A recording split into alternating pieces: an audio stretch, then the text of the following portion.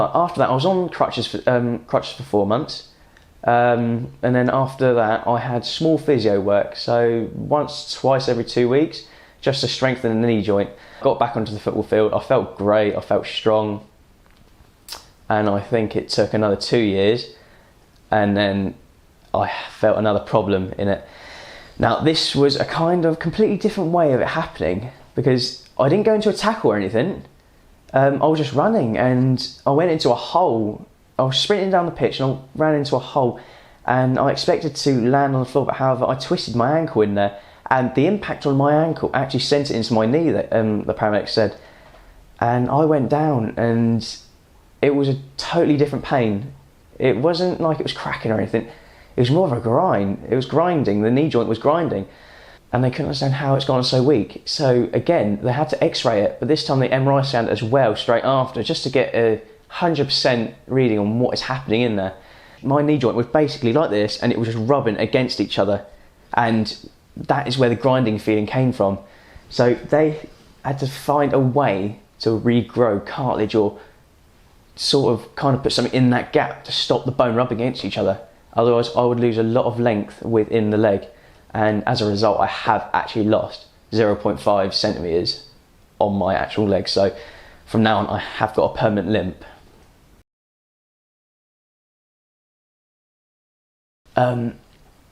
And I think it was just the impact, because my one leg's shorter than the other, as I say, and it was just more of my weight going on the knee constantly. It was more of a crack, and I basically said to them, "You've got to take me in for an x-ray right now, this is bad." And they said, "Your knee is so knackered, it's completely knackered. How old are you?"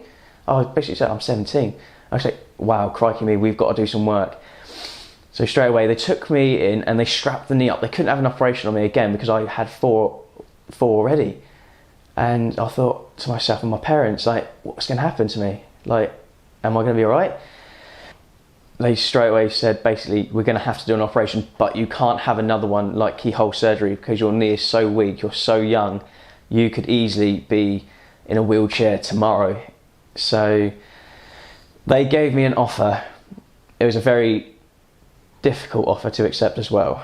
I had to sit down with mum and dad for a good day or two just to talk to them about it.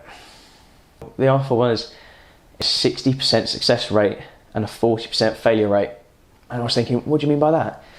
And he was like, if you succeed and it recovers perfectly, you will be walking again, you'll be fine, you'll be able to go back to sport. However, if it fails with the 40% rate, straight away you'll be in a wheelchair after the 12 months, and the chances are you won't be walking ever again. I sat down with mum and dad and we just talked through it. It was like, if this goes wrong, what will I do?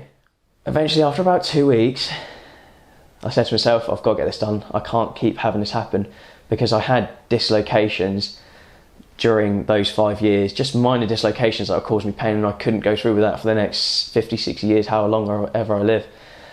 So I had to go through with it, and we phoned the hospital up and explained that we're going to go through with it. So they straight away got me into the hospital for the first operation, which was another keyhole surgery. But what they done this time was they went into a lower area of the shin area. They took a small bit of bone marrow out of there, and after that, for 6 weeks, they went into a lab. Scientists, doctors, they're all using that to recreate stem cells. And in my second operation, which was 6 weeks later, they basically re-injected the stem cells and parts of their new bone and cartilage into my knee. I had the operation, and I asked them straight away, so how was it? I was keen, I wanted to know, was it alright, is it good? And they were like, we don't know yet, we don't know at all. I said, how long will you know until you know? I was like, well, sadly you have a 12-month recovery period.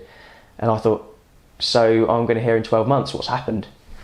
And they were pretty much, they said it there and then, which I respect them for. I admit, I respect them for saying there and then that it was 12 months later you will hear what's happened.